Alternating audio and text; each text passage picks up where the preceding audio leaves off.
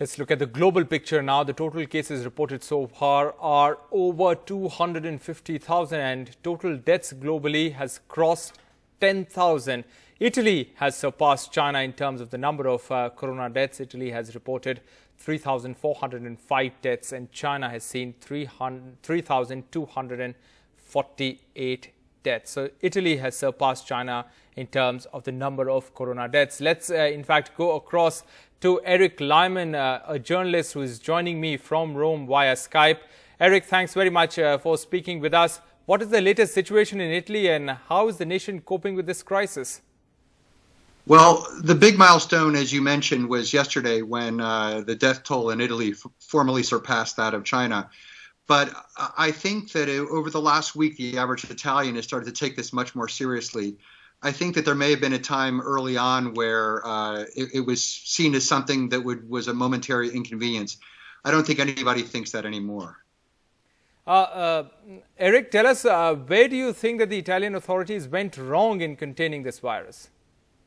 Well, there are many theories about it. That's a very good question. I think that part of it is that they may not have taken it so seriously at the beginning. There are some reports in the local media that that the first few patients, may have been assumed to have just a normal influenza, and in this kind of a situation where there's exponential growth, I think it's very easy to assume to calculate that that every day that goes by without serious action, things can become many times worse. And so I think that Italy may have had a slow start. But since then, there are other problems. The average population in Italy is much older than that of the world.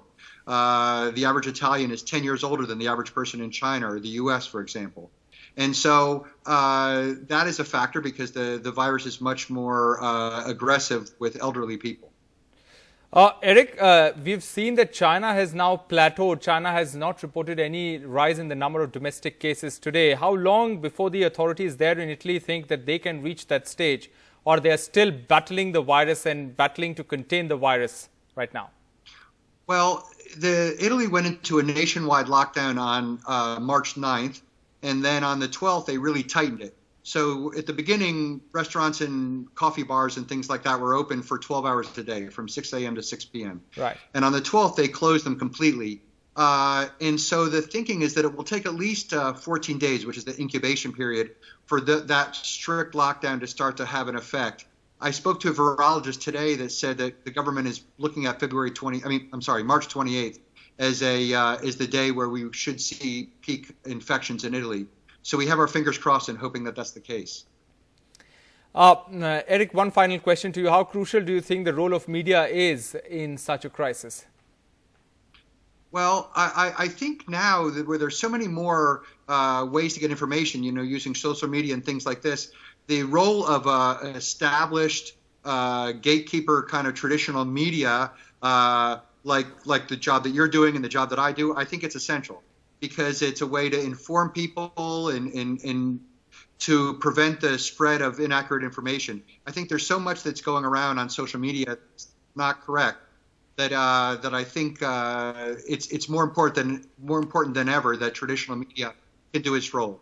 One final question, Eric, before we let you go. What Sure. has the impact on the Italian economy been of coronavirus? It's devastating. Italy's economy was already growing very slowly. It had grown less than the European Union in 13 of the last 14 years up to 2019, and it was expected to grow only about 0.5% this year. Now all bets are off. It may shrink 10%.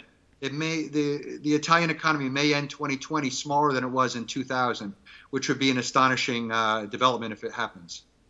Eric Lyman, thanks very much for speaking with us. My pleasure.